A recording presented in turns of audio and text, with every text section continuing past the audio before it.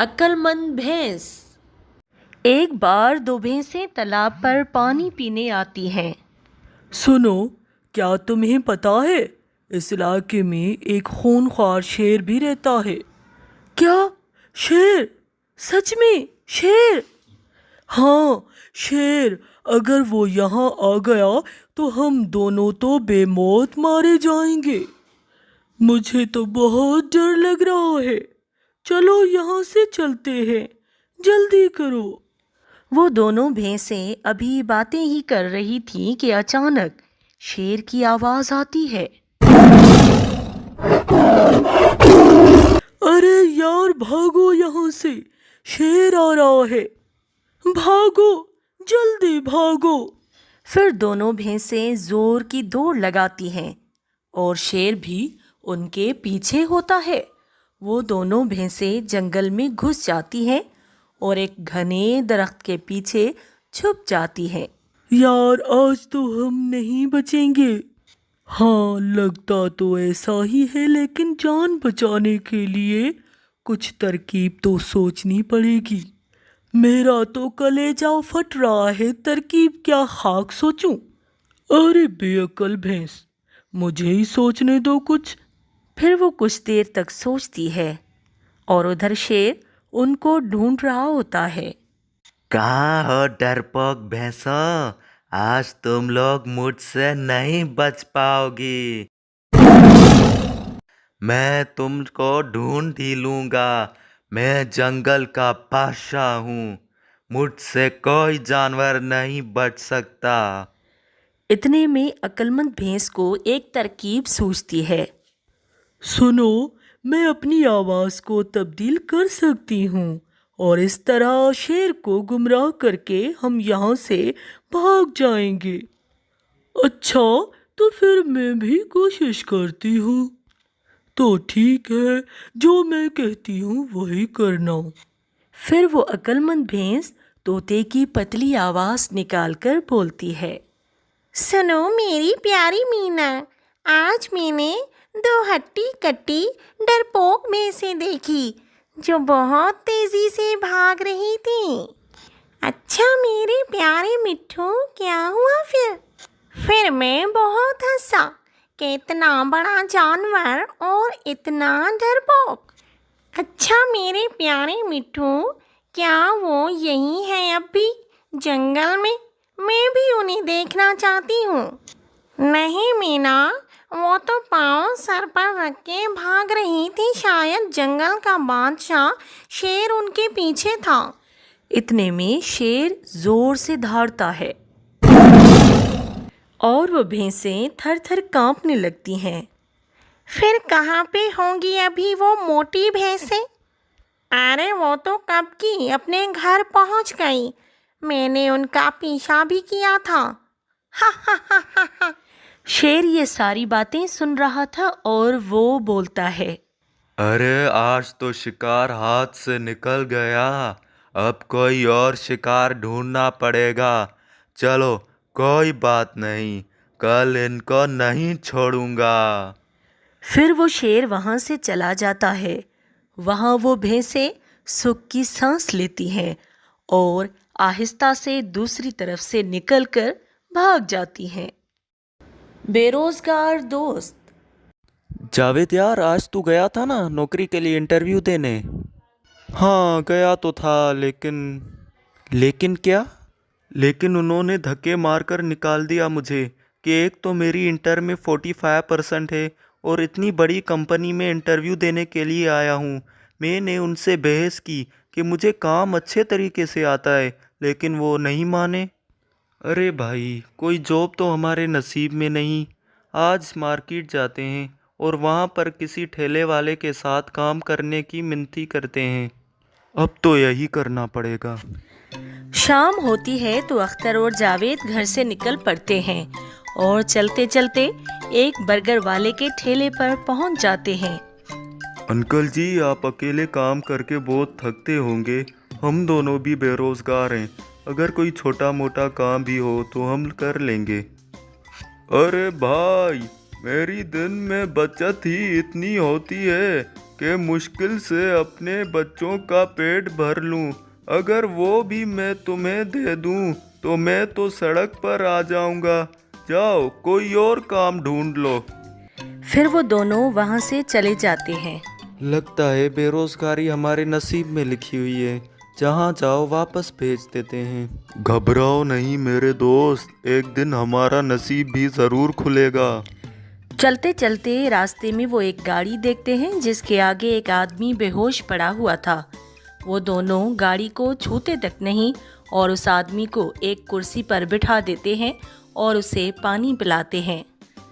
तुम दोनों की बहुत बड़ी मेहरबानी। अगर तुम दोनों वक्त पर नहीं आते तो मैं प्यास और गर्मी की वजह से मर ही जाता। तुम दोनों मुझसे कुछ भी मांगो, मैं तुम्हें दे दूंगा। वैसे हमें कुछ चाहिए तो नहीं, लेकिन अगर आपके पास कोई काम है तो बता दें। बताओ, तुम दोनों को क्या काम आता है? मैं मशीनों की डिज़ाइन बना लेता हूँ और जावेद कंप्यूटर चलाने में माहिर है। तुम लोगों को इतना अच्छा हुनर है, फिर भी तुम दोनों बेरोजगार हो। शहर में मेरी एक गाड़ियों की कंपनी है। कल से तुम दोनों वहाँ पर आना और तुम्हें अच्छी तनख्वाह मिलेगी। आपकी बहुत बड़ी मेहरबानी सर, हम हमेशा आपके शुक्रगुजार रहेंगे। मेहरबानी की कोई बात नहीं। आखिर तुम दोनों ने मेरी जान बचाकर मुझ पर इतना बड़ा एहसान जो किया है। अक्लमंद चींटी।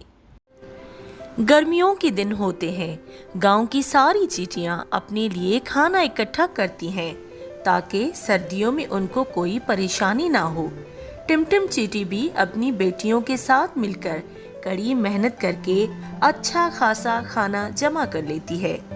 एक बार डोडो चींटी की मुलाकात टिमटिम से होती है।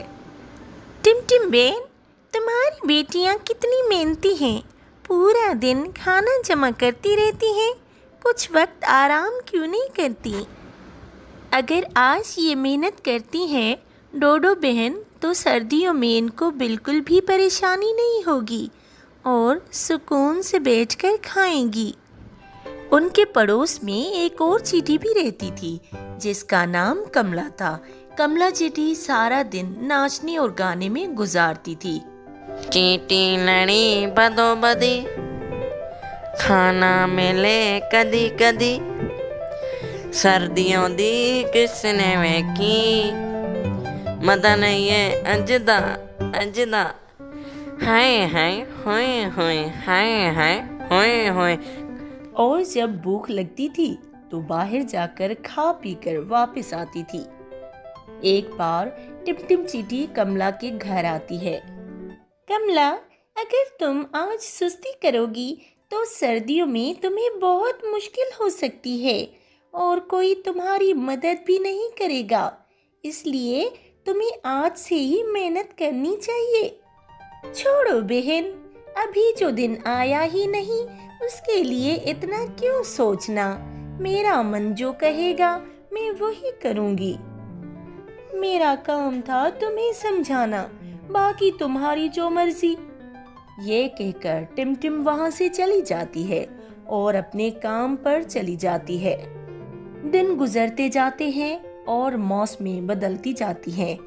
सर्दियां आ जाती हैं और सारी चींटियां अपने घर पर रहती हैं और सुकून से बैठकर खाती पीती हैं। टिमटिम चींटी भी अपने घर पर होती है और उनके पास बहुत सारा खाना जमा हो चुका होता है। अचानक टिमटिम के दरवाजे पर दस्तक होती है। अंदर आ जाओ। कमला चींटी अंदर आ जाती है और कहती है, टिमटिम बहन, मेरी मदद करो। मेरा खाना खत्म हो चुका है और इतनी सर्दी है कि कहीं जाना भी मुश्किल हो चुका है। तुम्हें तो नाचना और गाना चाहिए, खा पी कर क्या करोगी? वैसे भी तुम्हें इस दिन की तो कोई परवाह ही नहीं थी। टिमटिम उसे कुछ खाना दे देती है और कमला अपनी गलती पर शर्मिंदा होती है। पंछियों का जादू। एक गांव में एक गरीब का घर था। उसके 2 बच्चे थे, सना और जावेद। وہ دونوں روزانہ صبح کو اسکول جاتے تھے اور شام کے وقت اپنے باپ کے ساتھ کھیت میں کام کرواتے تھے۔ ان کے گاؤں سے اسکول تک بہت لمبا فاصلہ تھا اور وہاں سے ایک لوکل بس ان کے اسکول تک جاتی تھی اور پورے گاؤں کے بچے اس بس میں سوار ہو کر اسکول جاتے تھے۔ لیکن ثنا اور جاوید بہت غریب تھے اور ان کے پاس بس کا کرایہ دینے کے پیسے نہیں تھے، اس لیے وہ بیچارے بس معصوم نظروں سے دوسرے بچوں کو بس میں اسکول جاتے دیکھتے رہتے تھے۔ روز کی طرح جاوید اور ثنا پیدل اسکول جا رہے تھے۔ ثنا، کتنی زیادہ گرمی ہے اور ہمارا اسکول بھی دور ہے۔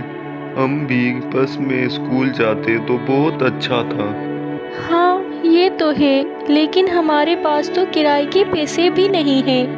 ہم کبھی بس میں سوار ہو کر اسکول نہیں جا سکتے۔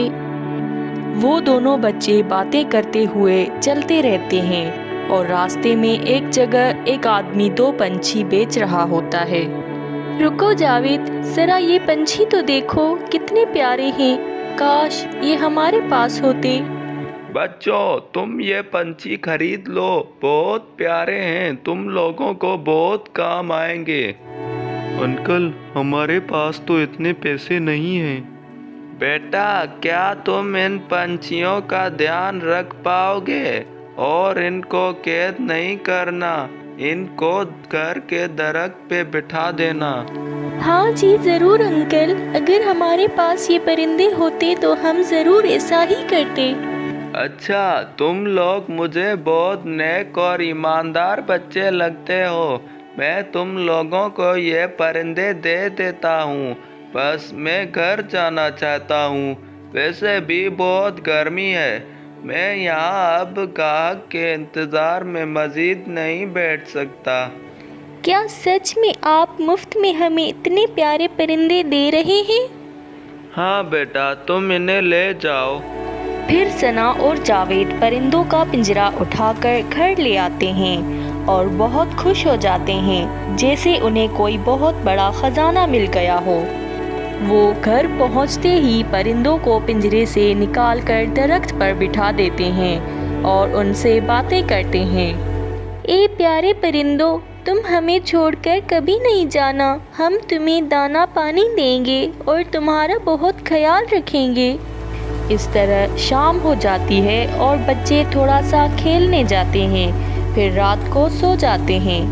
اگلی صبح بچے جب اسکول کے لیے تیار ہو کر گھر سے نکل رہے ہوتے ہیں، ان کی نظر درخت پر پڑتی ہے اور پرندے وہاں نہیں ہوتے۔ جاوید بھائی، کیا ہمارے پرندے اڑ گئے؟ پتہ نہیں ثنا، شاید واپس آ جائیں۔ اور پھر وہ گھر سے نکل جاتے ہیں۔ باہر جاتے ہی وہ حیران ہو جاتے ہیں۔ ارے یہ کیا ہو گیا، ہمارے پرندے اتنے بڑے کیسے ہو گئے؟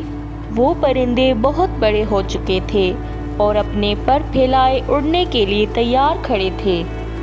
آؤ بچوں، گھبراؤ نہیں، ہمارے اوپر بیٹھ جاؤ، آج سے ہم تمہیں اسکول چھوڑائیں گے۔ ارے واہ، کتنا مزہ آئے گا، مجھے تو یقین ہی نہیں آ رہا۔ پھر وہ دونوں بچے پرندوں پر بیٹھ جاتے ہیں اور اڑتے ہوئے اپنے اسکول پہنچ جاتے ہیں۔ محلے والے سارے لوگ یہ منظر دیکھ کر حیران ہو جاتے ہیں اور وہ بچے جو بس میں اسکول جاتے تھے وہ بھی اب پرندوں پر سوار ہونے کی ضد کرتے ہیں۔ اس طرح بچے ثنا اور جاوید کو کچھ پیسے دے کر پرندوں پر سوار ہو کر اڑنے کا مزہ لیتے ہیں اور ثنا اور جاوید کو محلے میں بڑی عزت ملتی ہے اور پیسہ بھی خوب کما لیتے ہیں اور اپنی نئی زندگی میں بہت خوش رہتے ہیں۔ اگر ویڈیو پسند آئے تو لائک، شیئر اور سبسکرائب ضرور کر دیں۔ آل بیل آئیکن کو دبانا نہیں بھولیں۔